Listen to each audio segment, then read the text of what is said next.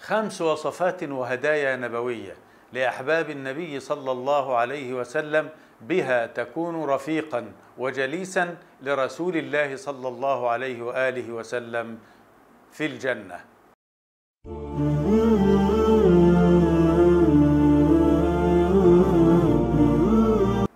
أيها المشاهد الكريم، أهلا بك وسهلا لنجلس مع رسول الله صلى الله عليه وسلم على بساط القرب في جنات النعيم.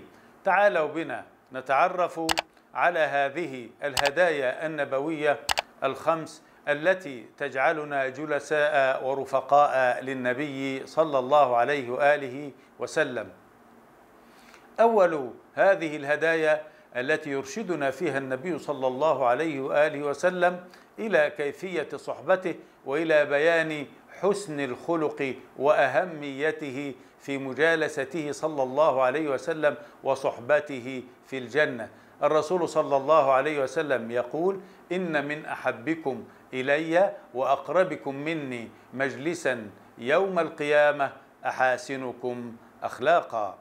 وصاحب الخلق الحسن هو من يسجد لله كثيرا، ولذلك النبي صلى الله عليه وآله وسلم رأى أحد المشتاقين الذين يقولون له: يا رسول الله، إنا نتذكر البعد عنك في الدنيا، فإذا ما تذكرنا الآخرة فإننا نقول كيف نصبر على بعدك في الآخرة، فربما لم نكن معك في الجنة.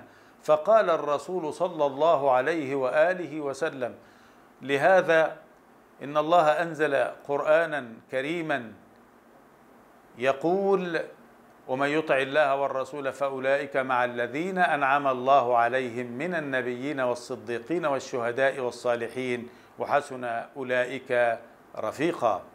كذلك كثرة الدعاء، عليك أن تقول: اللهم إني أسألك صحبة محمد، اللهم إني أسألك صحبة نبيك في الجنة، مرافقة نبيك في الجنة.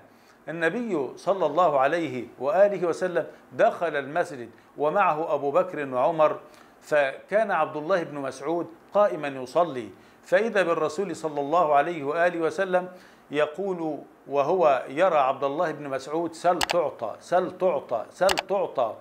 فتسابق أبو بكر وعمر يسألان عبد الله بن مسعود: ماذا كنت تقول وماذا طلبت في الصلاة؟ فقال: كنت أقول: اللهم إني أسألك إيمانا لا يرتد، وأسألك صحبة نبيك محمد في أعلى جنات الخلد.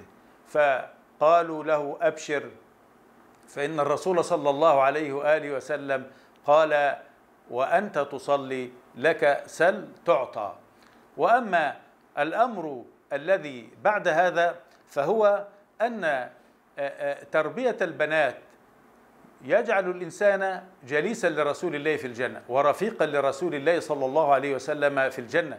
فهو القائل: من كانت له بنتان أو أختان فأحسن صحبتهما إلا كان معي في الجنة.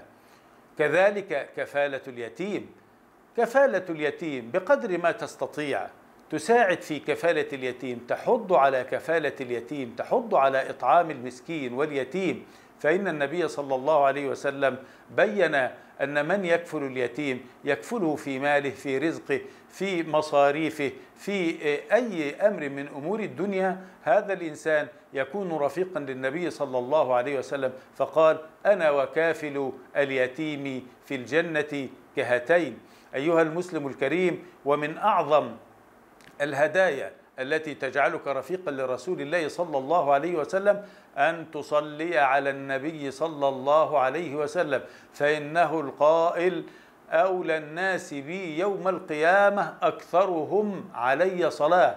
كذلك أن تحب رسول الله صلى الله عليه وسلم من قلبك، فإنه صلى الله عليه وسلم قال للذي قال له: متى الساعة؟ فقال له الرسول: وماذا أعددت لها؟ فقال الرجل: أعددت لها حب الله ورسوله. فقال له صلى الله عليه وسلم: أبشر، أنت مع من أحببت.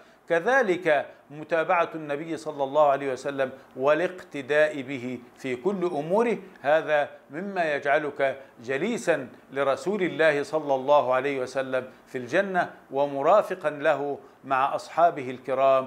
أسأل الله تبارك وتعالى أن يرزقنا رفقة رسول الله في الجنة ومجالسة رسول الله في الجنة. والسلام عليكم ورحمة الله وبركاته.